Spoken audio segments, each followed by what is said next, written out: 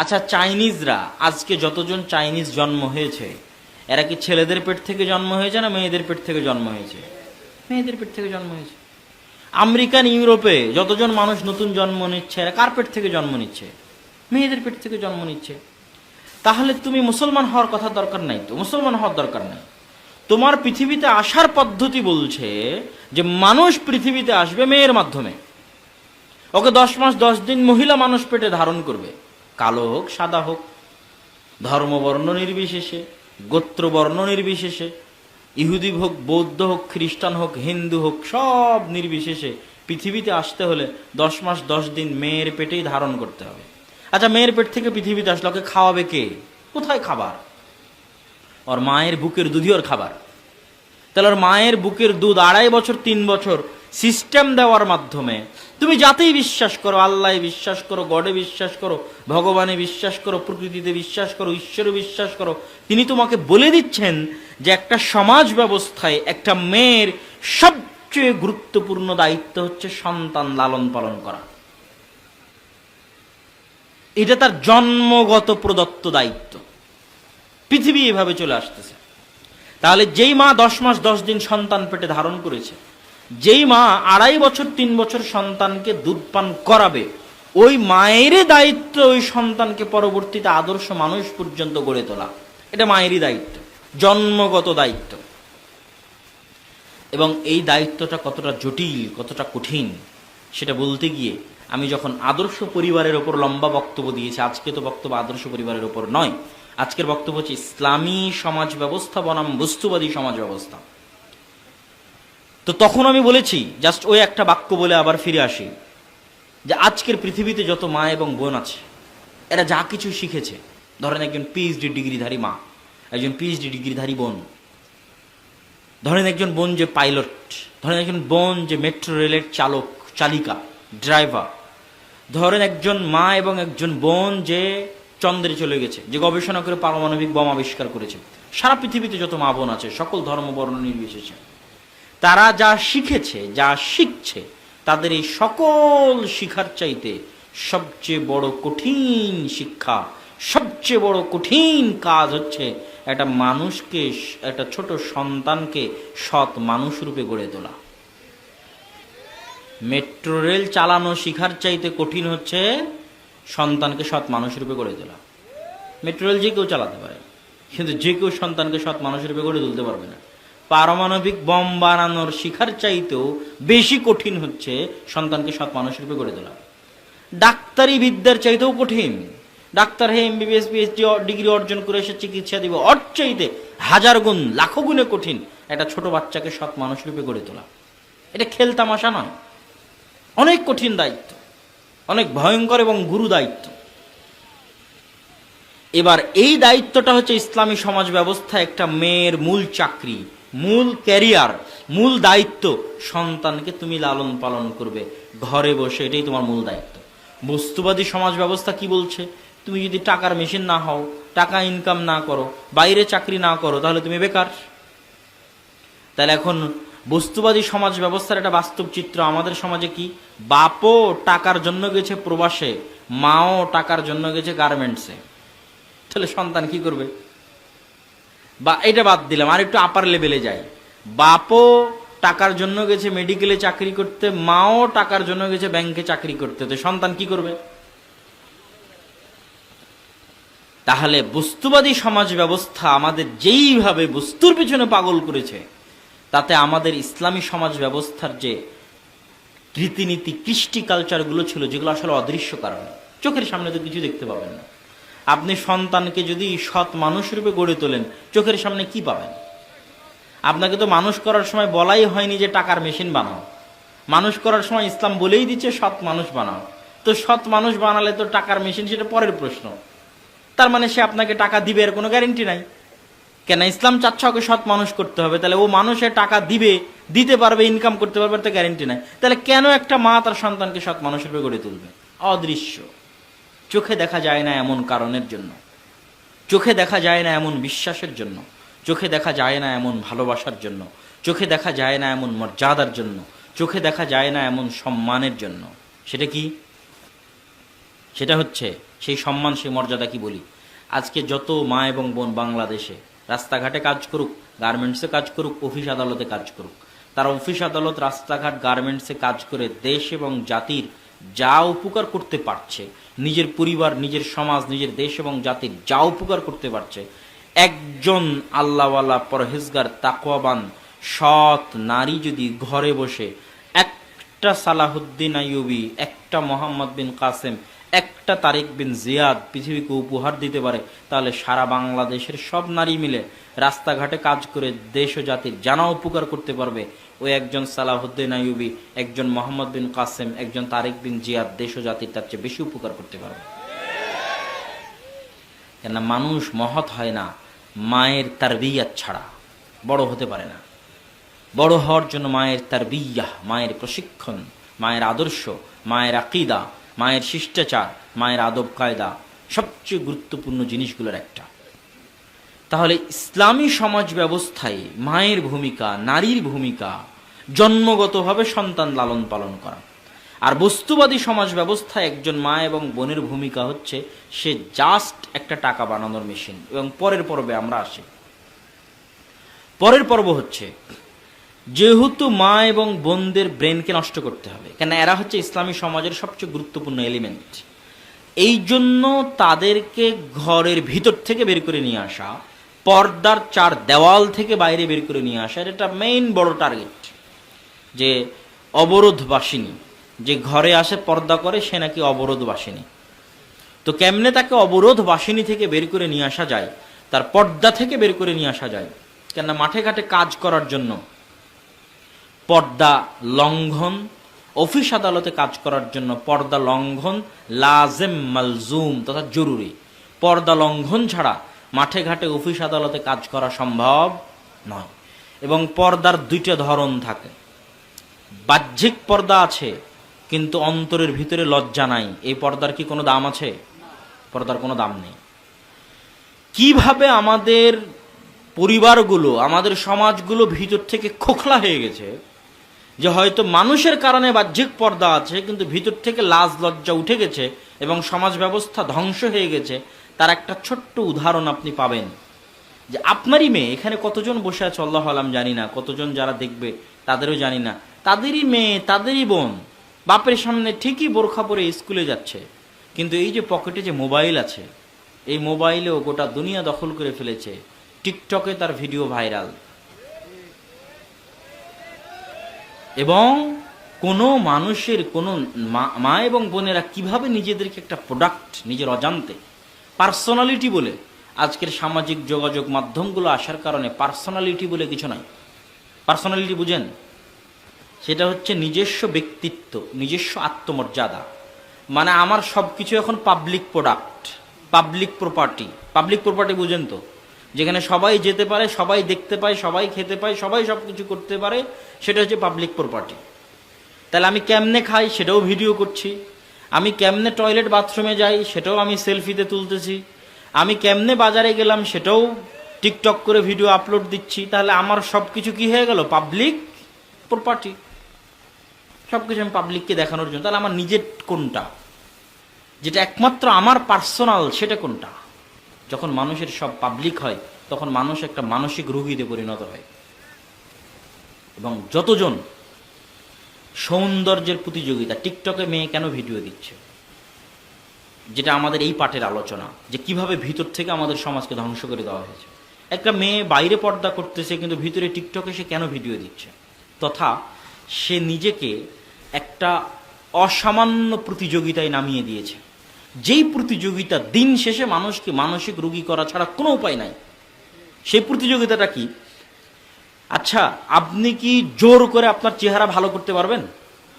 আমি কি জোর করে আমার চেহারা ভালো করতে পারবো? আমি কি জোর করে চাইলে আর এক হাত লম্বা হতে পারবো? আমি কি জোর করে চাইলে আর এক হাত খাটো হতে পারবো? আমি কি জোর করে চাইলে আমার নাকটা আর একটু সুন্দর করতে পারবো? পারবো না। তাহলে কোন জিনিস আমি পারবো চেষ্টা করে? সেটা হচ্ছে যোগ্যতা। সেটা কি? যোগ্যতা। আমি চেষ্টা করে ভালো রেজাল্ট করতে পারি, ভালো শিখতে পারি, ভালো ডিগ্রি অর্জন করতে পারি। তাহলে যোগ্যতার প্রতিযোগিতা একটা সুস্থ প্রতিযোগিতা। সুস্থ প্রতিযোগিতা মানে সম্ভব, আই ক্যান ডু, আমি করতে পারি, তুমিও চেষ্টা করো, তুমিও করতে পারবা, এটা একটা সুস্থ প্রতিযোগিতা।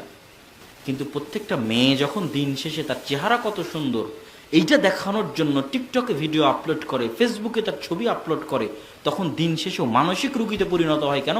আর 10টা মেয়ের সাথে তাকে একটা অসামান্য প্রতিযোগিতায় অবতীর্ণ হতে হয়, যেই প্রতিযোগিতায় সে কারো না কারো কাছে পরাজিত হতে বাধ্য, এবং ওই প্রতিযোগিতায় জয়লাভ করার কোনো সিস্টেম পৃথিবীতে নাই। নাই। কি করতে হবে? হয় প্লাস্টিক সার্জারি করে চেহারা ধ্বংস করে ক্যান্সারে আক্রান্ত হয়ে দুনিয়া থেকে বিদায় নিতে হবে।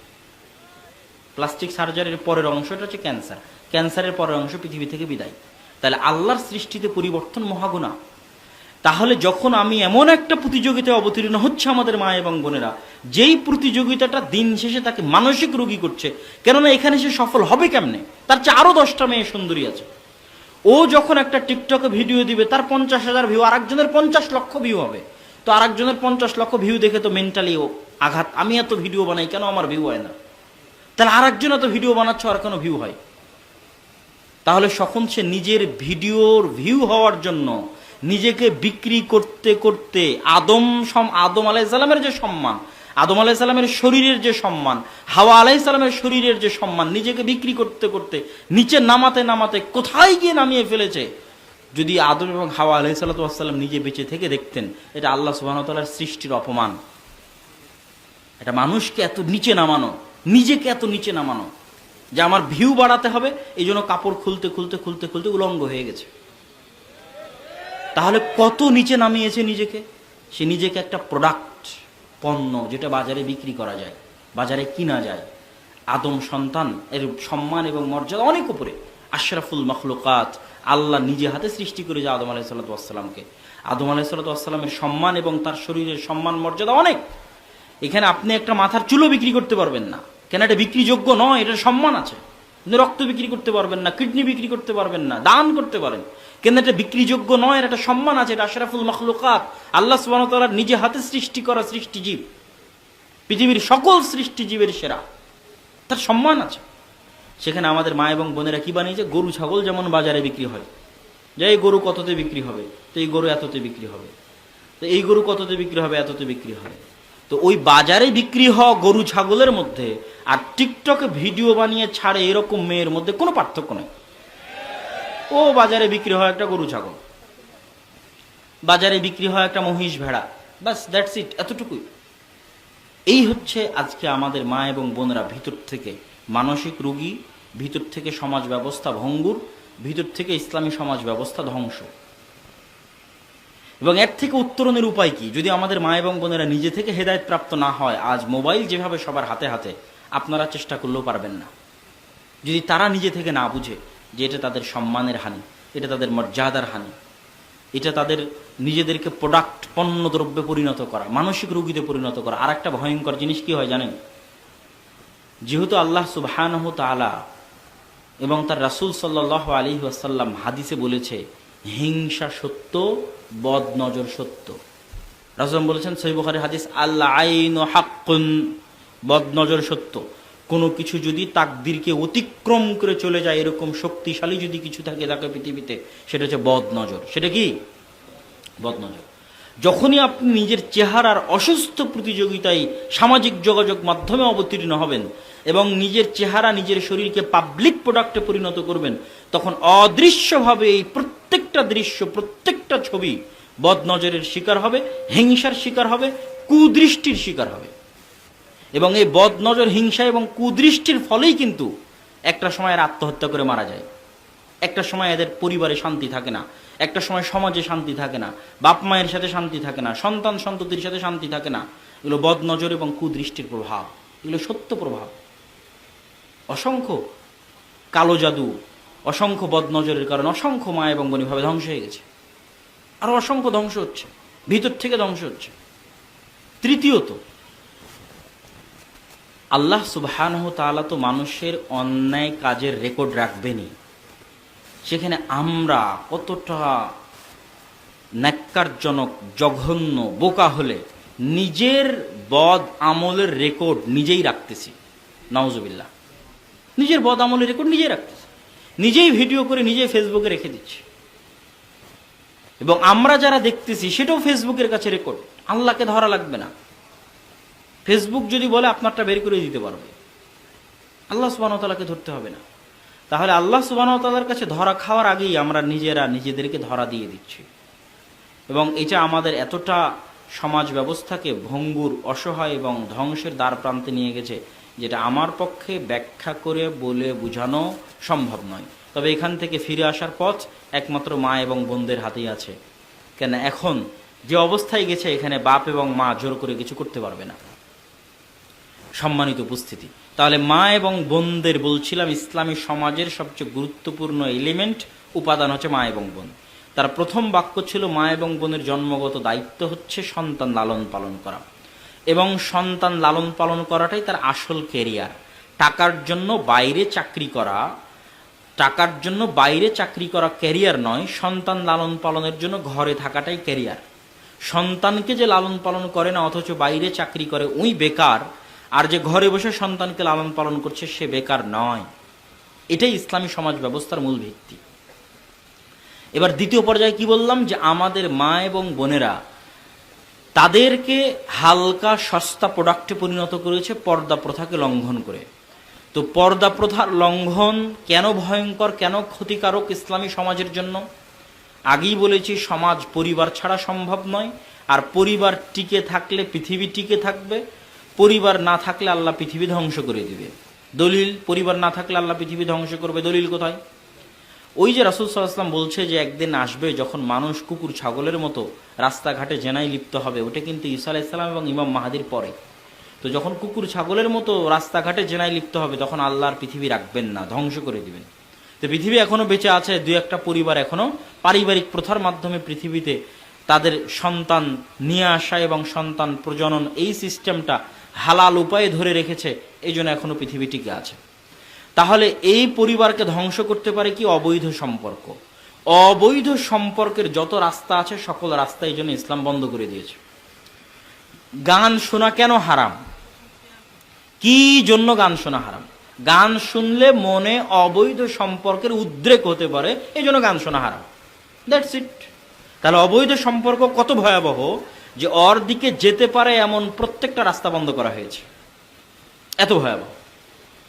তারপরে হচ্ছে অশ্লীল নাচ কেন হারাম?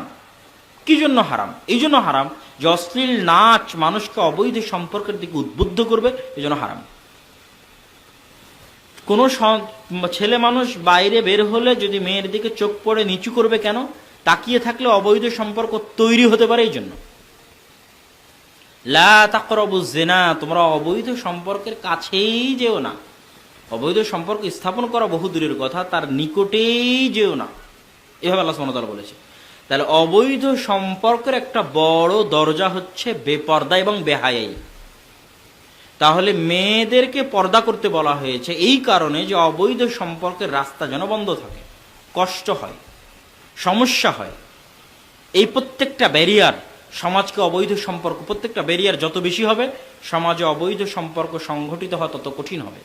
মেয়ে পর্দা করে, ছেলেরা মাথা নিচু করে, যত বৈশিষ্ট্য আছে, গান বাজনা কম, নাচ গান কম, দেখে কম, বিরত থাকে, এগুলো হচ্ছে এক একটা ব্যারিয়ার। এই ব্যারিয়ারগুলো যত বেশি, অবৈধ সম্পর্কের মাত্রা তত কম। আর এই ব্যারিয়ারগুলো যদি ভেঙে যায়, ওপেন নাচ গান, সাইলাব, সব জায়গায় এরকম জালসা না হয়, সব জায়গাতে এরকম নাচ গান হচ্ছে, কল্পনা করেন।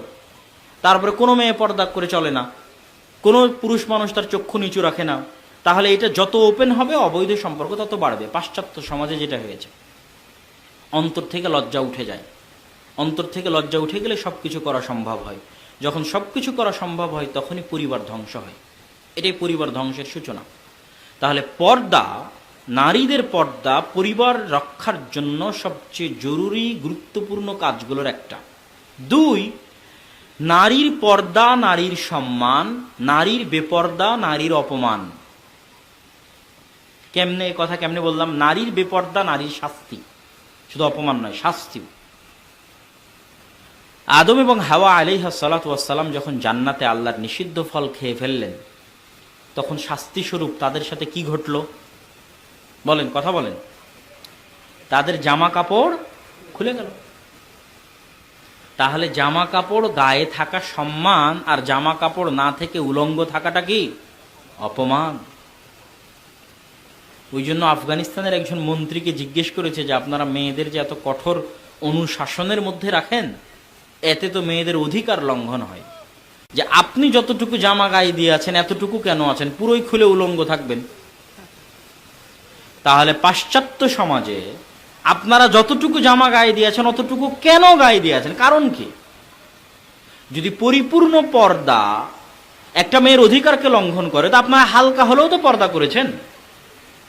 100%-এর 20% তো আপনারা পর্দা করে আছেন, ওটা কেন রেখেছেন গায়ে ওই জামা কাপড়? সম্পূর্ণ সবাই উলঙ্গ হয়ে চলবে সারা পৃথিবীতে।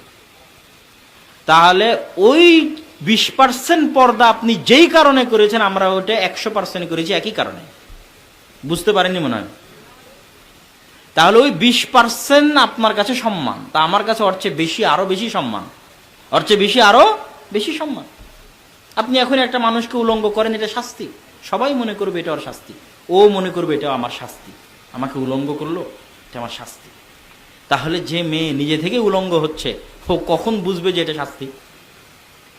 আমি মনে হয় বুঝাতে পারলাম না। যে মেয়ে নিজে থেকে উলঙ্গ হচ্ছে, তার কি এটা বোঝা উচিত নয় যে এটা পৃথিবীতে কিসের মাধ্যম? এটা পৃথিবীতে কিসের মাধ্যম? কথা বলতে হবে, কিসের মাধ্যম? এটা পৃথিবীতে শাস্তির মাধ্যম। আচ্ছা, এবার পর্দা সম্মান, পর্দা অধিকার। কেউ কেউ লিখেছে, বাঙালি লেখিকা, যে পর্দা নাকি অবরোধ বাসিনী, কিন্তু ইসলামের শুরুর ইতিহাসে যদি যান, দেখবেন পর্দা হচ্ছে অধিকার, আর পর্দা না করাটা হচ্ছে দাসত্ব। কিভাবে দাসত্ব? ওমর রাদিয়াল্লাহু তাআলা আনহুর যুগে একদা একবার একজন দাসী সে পর্দা করে বের হয়েছে, তো ওমর রাদিয়াল্লাহু তাআলা আনহু তাকে পর্দা করতে নিষেধ করলেন। কেন নিষেধ করলেন? ইসলামে দাসীদের জন্য পরিপূর্ণ পর্দা লাগে না। দাসীদের জন্য কি লাগে না? পরিপূর্ণ পর্দা লাগে না। তাহলে পর্দা কে করে? যে স্বাধীন। পর্দা কে করে? যে স্বাধীন। পর্দা কে করে? যার অধিকার আছে, সে পর্দা করে। রাসূল সাল্লাল্লাহু আলাইহি ওয়াসাল্লাম বলেছেন, লা ইয়াদখুলুল জান্নাতা আদ-দায়ুস, দায়ুস জান্নাতে যাবে না। দায়ুস শব্দের শাব্দিক অর্থ হচ্ছে শূকরের চর্বি, শূকরের তেল। তো শূকর জান্নাতে যাবে না, এই বাক্যের অর্থ কি? শূকরের কি জান্নাত জাহান্নাম আছে? কথা বলেন, শূকরের কি জান্নাত জাহান্নাম আছে? নাই। তাহলে শূকর জান্নাতে যাবে না, এই বাক্যের অর্থ কি? বাক্যের অর্থ হচ্ছে ওই মানুষ জান্নাতে যাবে না যার রক্ত আর মানুষের রক্ত নাই, শূকরের রক্ত হয়ে গেছে, ও জান্নাতে যাবে না। তাহলে কার রক্ত? শূকরের রক্ত হয়ে গেছে। পৃথিবীতে আল্লাহ যত সৃষ্টি করেছে তার মধ্যে সবচেয়ে নিকৃষ্ট, সবচেয়ে অপরিষ্কার, সবচেয়ে জঘন্য, সবচেয়ে ময়লা, সবচেয়ে অপরিষ্কার, অপরিচ্ছন্ন, জঘন্য, নিকৃষ্ট সৃষ্টি হচ্ছে শূকর। এরা যদি 24 ঘন্টা পেশাব পায়খানার মধ্যে ডুবে থাকে তাদের কোনো সমস্যা নেই। এরা যদি একজন আরেকজনের নিতম্ব থেকে পেশাব পায়খানা চেটে খায়, তবুও তাদের কোনো সমস্যা নেই। আর পৃথিবীতে আল্লাহ যত সৃষ্টি করেছে তার মধ্যে উট হচ্ছে সবচেয়ে আত্মমর্যাদা সম্পন্ন। উট যদি একবার রাগ করে আপনাকে মেরেও ফেলে দিতে পারে রাগে, কেননা তার গায়েরাত বেশি, তার আত্মমর্যাদা বেশি। তাহলে যেই পুরুষ মানুষের স্বভাব ওই শূকরের মতো অপরিষ্কার, অপরিচ্ছন্ন, জঘন্য, নোংরায় পরিণত হয়ে গেছে, যে শূকর যেমন আর একজনের নিতম্ব থেকে পেশাব পায়খানা চাটলে তার ইতস্ত হয় না, এই পুরুষ মানুষের সামনে তার স্ত্রীর সাথে কেউ জেনায় লিপ্ত হলে তার ইতস্ত হয় না। কেউ তার স্ত্রীর সাথে হাসি মুখে কথা বললে তার ইতস্ত বোধ হয় না। তার স্ত্রী বেপর্দা অবস্থায় বাজার ঘাটে চলাচল করলে তার ইতস্ত বোধ হয় না। তার মানে কি? তার রক্ত কি এখনো মানুষের রক্ত আছে? তার রক্ত কিসের রক্ত হয়ে গেছে? শূকরের রক্ত হয়ে গেছে। এই জন্য রাসূল সাল্লাল্লাহু আলাইহি ওয়াসাল্লাম বলেছেন, লা ইয়াদখুলুল জান্নাতা আদ-দায়ুস, শূকর জান্নাতে যাবে না। মানে যে মানুষের রক্ত শূকরের রক্ত পরিণত হয়ে গেছে ও জান্নাতে যাবে না। যার বাড়িতে তার মেয়ে এবং তার স্ত্রী বেপর্দায় থাকে, ও জান্নাতে যাবে না। তাহলে আমি কি বললাম? পর্দার উপর 3টা কথা বলেছি। আপনাদেরকে গোটা আলোচনার সামারি করে দিই, যদি আলোচনার একটা অংশ বাকি থাকলো ওটা অন্য কোথাও থেকে শুনে নেবেন। আলোচনা আমরা শুরু করেছিলাম ইসলামী সমাজ ব্যবস্থা বনাম বস্তুবাদী সমাজ ব্যবস্থা। ইসলামী